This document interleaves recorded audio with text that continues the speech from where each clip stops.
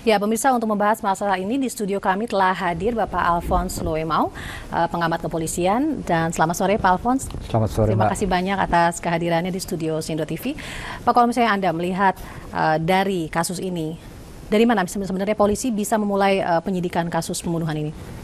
Untuk polisi memulai melakukan penyidikan kasus pembunuhan, polisi dapat melakukan pemetaan terhadap berbagai aktivitas dari almarhum.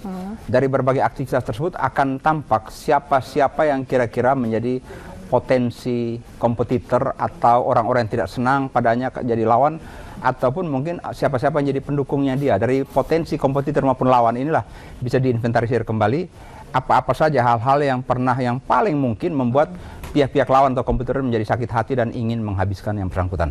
Dan kita semua mengetahui bahwa Tito K ini juga dia selain pengacara, dia juga ikut aktif dalam setiap kegiatan John K. Itu bagaimana? Jadi antara almarhum dengan saudaranya, abangnya John K. tidak bisa dipisahkan hubungan darah. Kemudian dalam keseharian mereka memang kakak adik yang memang saling membantu. Kalau kita lihat bahwa sebagai orang Indonesia Timur itu kakaknya menopang adiknya dalam sekolah dan sebagainya. Dan adiknya apabila kakaknya punya masalah juga akan saling membantu. Dan demikian memang kalau kita amati hari-hari terakhir ini bahwa kakaknya almarhum sedang berada dalam penjara. Sedangkan kegiatan-kegiatan penagihan, kegiatan-kegiatan menjaga dan sebagainya itu belum berakhir. Jadi kegiatan yang dikerjakan oleh abangnya yaitu saudara John yang sekarang di penjara itu masih dikerjakan atau diteruskan oleh Tito K selain berpraktik sebagai pengacara. Nah, dengan demikian memang keberlanjutan hubungan ini tetap terjalin karena kesamaan bidang yang ditekuni. Tapi kalau selain bukti dari olah TKP, sebetulnya apa lagi petunjuk yang bisa dimanfaatkan untuk kepolisian untuk bisa menentukan siapa pelakunya selain tadi juga pemetaan aktivitas? Kalau kita lihat bahwa ada kelongsong, artinya seperti yang sering dikemukakan beberapa saat ini, pelaku mengeksekusi bukan memakai revolver, karena kalau revolver kelongsong tidak akan keluar. Ini pakai pistol. Nah, dan tembakan satu terkena pada almarhum dan satu kepada yang pemilik warung. Artinya ini pistol yang otomatis, yang beberapa peluru sekaligus bisa dimuntahkan. Senjata-senjata jenis ini banyak juga beredar yang tidak terregistrasi. Jadi memang kalau hanya mengandalkan kepada uji balistik nanti kemungkinan ada kesulitan.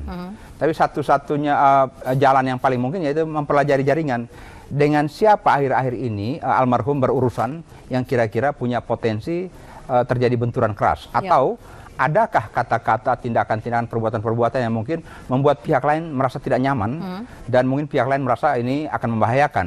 Seperti contoh, saat-saat ini almarhum ini kan sedang melakukan usaha untuk maju ke Mahkamah Agung dalam pembelaan abangnya yaitu saudara John K yang ada penjara. Ya, Pak Alphonse, tapi kalau dilihat dari kasus penembakan ini, sepertinya kan keterampilan pelaku dalam mengeksekusi itu dalam 2 tembakan 2 korban dieksekusi. Sudah itu saat itu situasi masih ramai dan juga tepat sasaran. Dan sepertinya juga pelaku sudah melakukan survei terhadap arah datangnya dia dan dia posisi di mana si korban dan kemana dia harus lari. Berarti intinya ini dilakukan oleh orang profesional. Jelas dilakukan dengan sebuah perencanaan yang memadai. Tetapi jangan kita lupa bahwa kemungkinan profesional tersebut, kemungkinan ada yang bocor informasi dari kelompok-kelompok yang dekat juga dengan almarhum. Apa saja kebiasaan-kebiasaan Tito K. Dari jam-jam sekian, mungkin ada yang mengintai dan mendapatkan input bahwa jam ini Tito akan ke sini, kebiasaannya apa dan sebagainya. Dari kebiasaan-kebiasaan itulah mereka menyusun perencanaan untuk mengeksekusi. Karena kalau kita lihat bahwa tembakan dalam jarak dekat. Datang ke tempat di mana almarhum sering berkumpul dan di sekitar itu banyak juga punya kelompok dan teman. Artinya si pelaku penyerangan ini sudah mempersiapkan dengan matang dan punya nyali yang besar karena risiko gagal apabila dia habis nembak dan di lingkungan itu ada juga teman-teman almarhum, kemungkinan dia bisa menjadi korban pengeroyokan.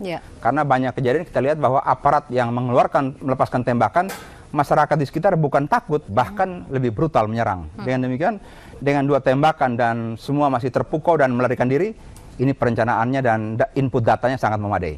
Dan ada kemungkinan juga seperti tadi Bapak bilang ada informasi dari dalam sendiri. Betul, karena tidak tertutup kemungkinan di antara kelompok-kelompok yang dekat dengan almarhum ini, mungkin di antara itu ada juga yang tidak begitu nyaman atau tidak begitu senang menjadi sel atau agen dari pihak lawan. Oke, baik Pak Alphonse, kita lagi. Sebetulnya kalau misalnya fakta bahwa si Tito ini dieksekusi di dekat rumahnya, di lingkungan biasa dia memang selalu berkumpul dengan teman-temannya, itu akhirnya pelakunya karakternya bagaimana? Apakah memang mengarah ke pembunuh bayaran?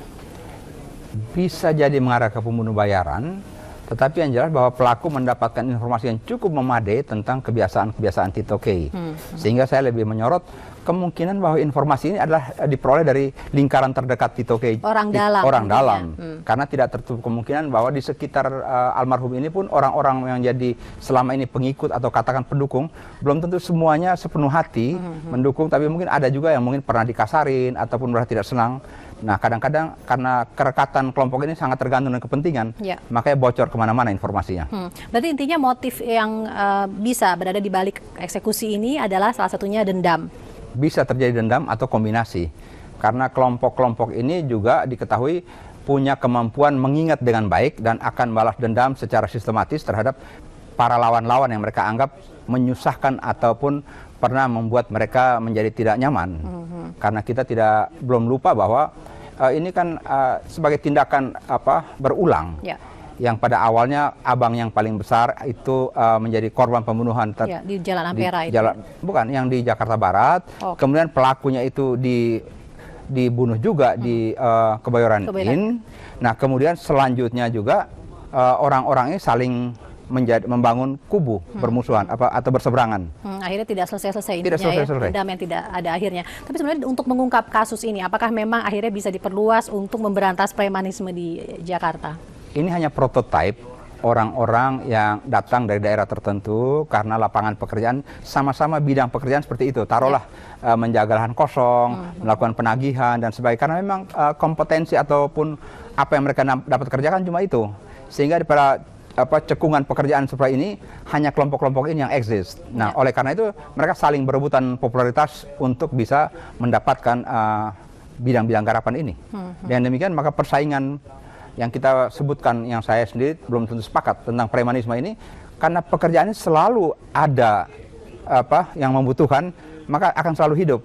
Dengan demikian maka kelompok ini akan tumbuh saling berganti untuk bisa memenuhi harapan daripada para pencari kepastian dalam pekerjaan ini. Intinya sangat sulit untuk bisa memberantas premanisme ini. Selama bidang pekerjaan yang memadai tidak ada dan ada orang pencari jasa yang memerlukan jasa pengamanan, jasa penagihan, dan mereka bersedia mengerjakan dengan cara-cara yang benar menurut mereka, maka pekerjaan ini kan tetap ada. Oke, baik. Pak Alphonse, terima kasih banyak atas penjelasannya dan kita lihat kelanjutan dari penyelesaian penyidikan kasus kematian Tito Kay.